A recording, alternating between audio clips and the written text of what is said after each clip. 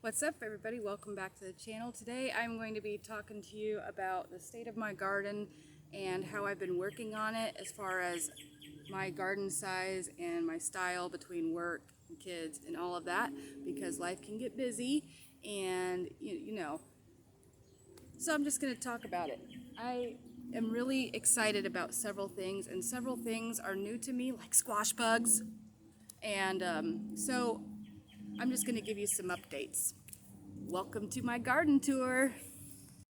So I'm starting in the back again, and today I weeded this section basically because it was kind of warm out today and I had the opportunity in the afternoon to come out here and work. So I worked on the shaded area. Plus, this is the first section I really weeded out, and so it was time for it to get weeded again. But now it's got awesome airflow. Hold on.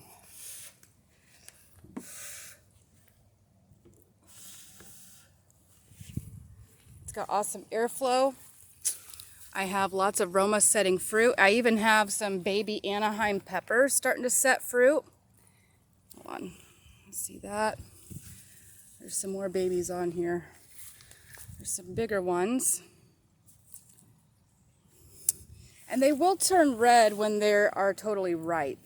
Now, along with my experiment on topping half of my peppers, you can see where I lopped them off. And look how much growth has come out of them since then. And I have more leaves starting along the base, making it a bushier plant. Along here too, you see where I lopped it off right there? And so this has only been a matter of a couple weeks that this has happened, but see how it's starting to bush out more? And so it's going to be a stockier, sturdier plant, hopefully with more production on it. That's the case. But I also heard that not all peppers are created equal with the topping off method. This one too I topped off. It's beautiful. Look at my zinnia. It's going to bloom before long. The dill is doing great out here.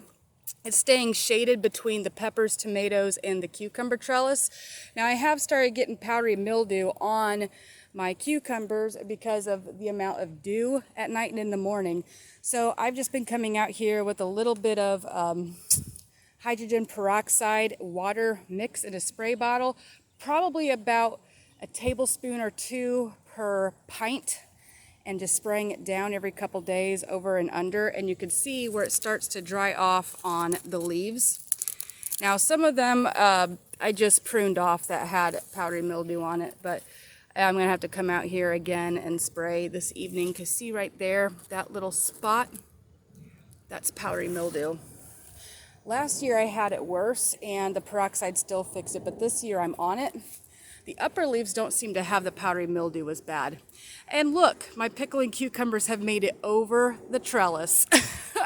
So exciting.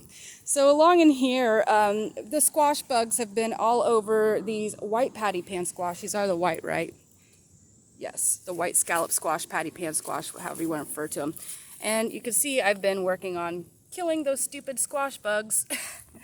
And I found that the soapy water in a spray bottle actually does kill them. So after I'm done watering or fertilizing with my liquid fertilizer, and there's too many, I've had a lot of nymphs, which are the babies. They look like little gray things, little gray spiders or whatever, with black legs. I just took the spray bottle with the dish soap and sprayed them, and they died right there on the plant. And so that was freaking awesome. Now, I did lose all of my spaghetti squash. I did plant 2 spots with the yellow straight neck squash. And then Abby from Abby's Life on the Farm sent me some seeds, and I have some crooked neck squash in there too that I just ripped these spaghetti squash up today. So I'll probably end up planting those there. Now, summer squash, which is like zucchini and your yellow squash, only takes about 50 to 60 days before you get production off of them. So I still have time to plant them as a succession crop. And since squash bugs don't lay after midsummer, they don't lay eggs, you have a better chance of getting squash. Both of my zucchini are dead. And these yellow squash back here, they're not looking so hot. But I did end up finding a bunch of nymphs and stuff living in the soil under here. So hopefully these will start to perk back up since I found them and took care of them as best I could. I'm not seeing any more eggs. I haven't been out this morning to look. I was going to come out this afternoon. but it looks like some stuff has been trying to get in there. I don't know if squash vine borers or ants, but they're not making their way up, actually, so it's okay. Now, they've also liked the acorn squash that the Gypsy and the Vanilla Gorilla give me, but these are are a lot easier to check. Well, not as much anymore since they're getting really, really viney, but this main vine, I'll just pick it up and take a look. And I am not seeing any new eggs or nymphs or adults on these plants. So I think I am winning the battle. I just have to keep on it. Oh, look. They laid on top of the leaf this time. You just got to take them off. There's a nymph right there. See them?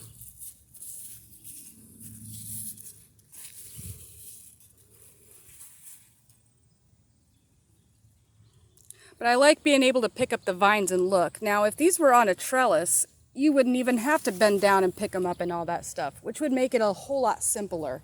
So I do recommend trellising your squash as well. Even your melons, if you could do it. It's going to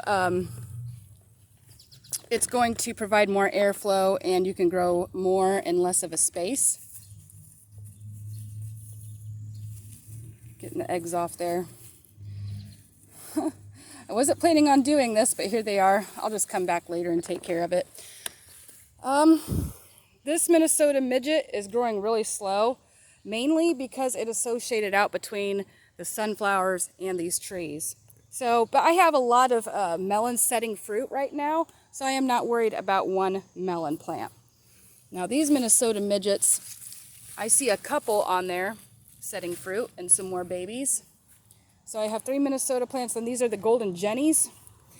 And me and some of the kids were out here last night looking at them and oohing and awing, and they need a bottle and a diaper. They're so cute. So that's exciting. Amish paste has set fruit.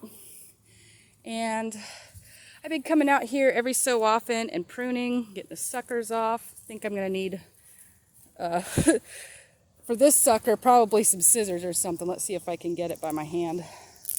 Yeah, I got it. Okay. And then these two, yeah, I'm going to have to come out and prune. But I can do that another time. And out here, this needs weeded next. Those are my King of the North peppers.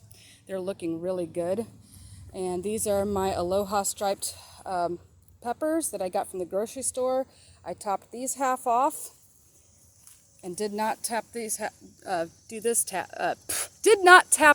off, but there is a little bell pepper growing and some more flowers.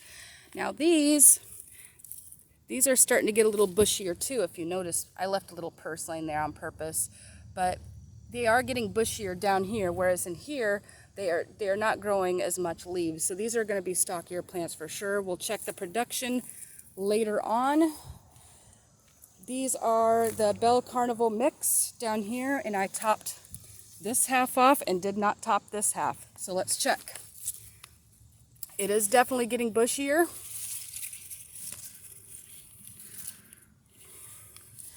And then over here on the ones I did not top. Let's see how they're going. There's a little bell pepper right there, little baby. More flowers. Prune those off real quick. Yellow leaves. Yeah, just a few babies for now, but that's okay. I'm confident I'm going to have a good harvest before the frost hits. My sweet basil and purple opal leaf basil are doing great. I'm not really so excited about the sweet basil flavor as much as I am like with the Genovese and other like really savory kinds of basil. I really like the purple basil. It's high in the antioxidants, whatever they call it, anthocyanins that make it purple, and it tastes like a really, really good, rich basil. But I'll still use the sweet basil. I'm not going to let that go to waste. My Berkey's pink tie-dye tomato. I need to cut that sucker off. And it's, look how striped that tomato is. Not neat. And then I'm not sure if they're Tappy's Heritage or the White Tomasols. Yeah, I got fruits hiding in there everywhere. Look, fruits, all kinds. And this one's this one's a crazy cat-faced one, but it'll be all right. I'm thinking these are the white tomasol though, because they're flat, and Tappy's heritage is supposed to be more round. But I could be wrong. I could be wrong. You know, I don't know everything, especially since I forgot to label. Or I took the labels out before I potted them into the red solo cups, and so I really don't know. Gosh, I gotta prune. It's getting out of control. I've been trying to prune these less because I was taking off some of the flowers. The flower starts with it, so now I can really see the suckers, but I do need to come out here with a tool. They're just too big, and I'm getting tomato tar all over my fingers, so I have those tomato hands. Here's my single seed challenge, Groniger's Brussels sprout, and my red bearded onions. They look really nice. Now, I have not seen anything on my Kentucky Wonder pole beans, but I'm going to show you something really kind of cool here. Ooh, there! I lied. I guess I'll be harvesting a few green beans. I just picked off my bush beans earlier. But you see, they're trying to grab hold of the sunflower and vine their way up. So, Drop's Family Garden, this was an excellent idea on planting your pole beans with your sunflowers, because they will grow up your sunflowers, which is totally incredible. What kind of a little critter is that?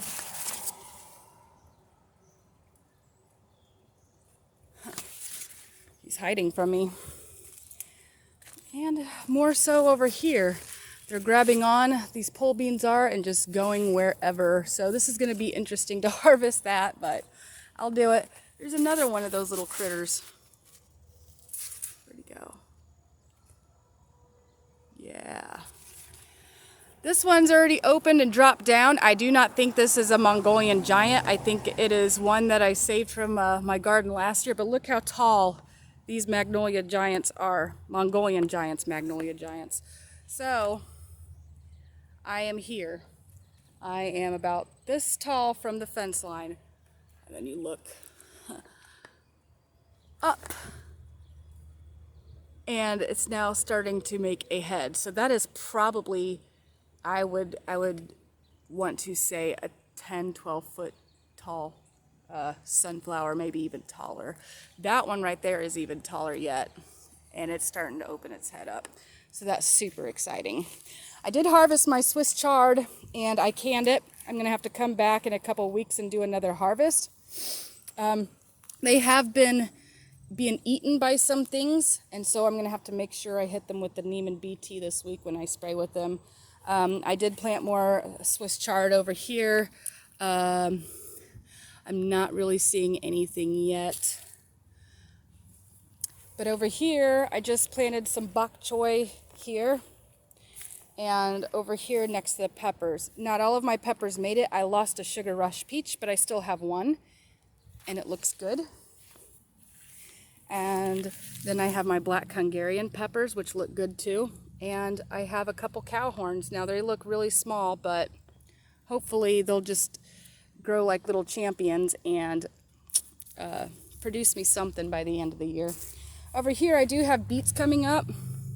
And weeding out here is hard because of how small and carpet-like the clover is. But the clover's not really hurting anything right now. I'm more concerned about the other weeds in the garden before that.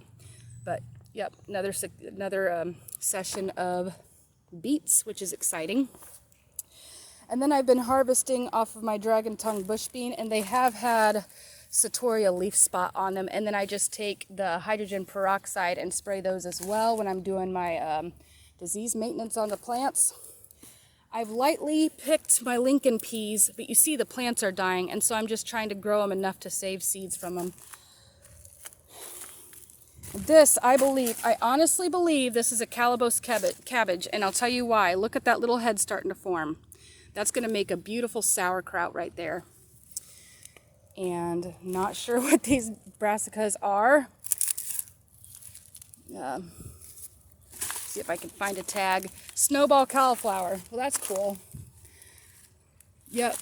You can see they're going to start to flower before long, or put the head out. So that's super exciting. And then these are my purple TP beans, and they do send a few runners out. So it's not too bad. Like my garden, you know, it's not being overrun by the runners, but they do, just so you know. These have a little bit thicker of a wall than the dragon bean, the dragon tongue bush beans do.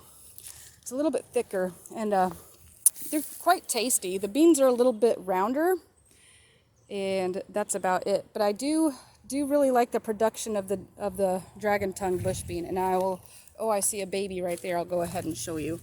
So that's what they look like.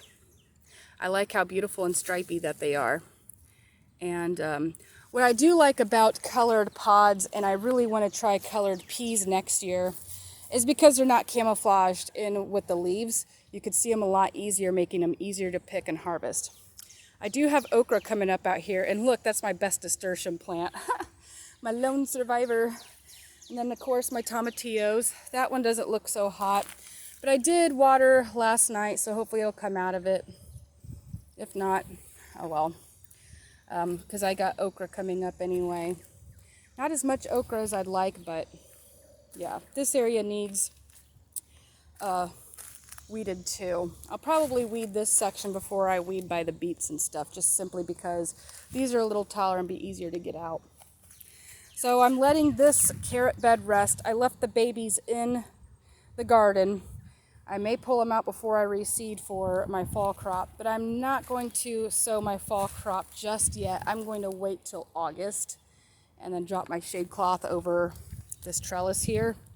And that way I could grow peas again and carrots, and then they will do better because of the shade cloth. These are the butternut squash I got from Abby's Life on the Farm, and they are doing excellent. So excited, excited, excited. So as you can see, even if you lose plants and your garden isn't in the best conditions that you had hoped it to be, for whatever circumstance possible, don't give up. You could still be growing stuff. Even if it doesn't grow, it's just seeds and it costs like nothing. If you don't plant it, it's definitely not going to grow. So you should take the risk and do it, because if it fails, you're not getting anything. But if it does work, you're getting stuff. So it's always worth it. It's always worth to plant the garden, no matter what, no matter if it's not beautiful, if it's the cheapest, rinkiest, dinkiest garden you've ever seen, if you're growing out of dog food bags or crazy broken totes like I got my basil in. By the way, that's my part of my weird container challenge growing video that Gail Southern Living made. Yeah, I just haven't posted that yet, so here you go. Just do it, man. Just do it. This is my first year ever dealing with squash bugs. I've never even heard of them until this year, and I've been gardening on my own for 6 years now.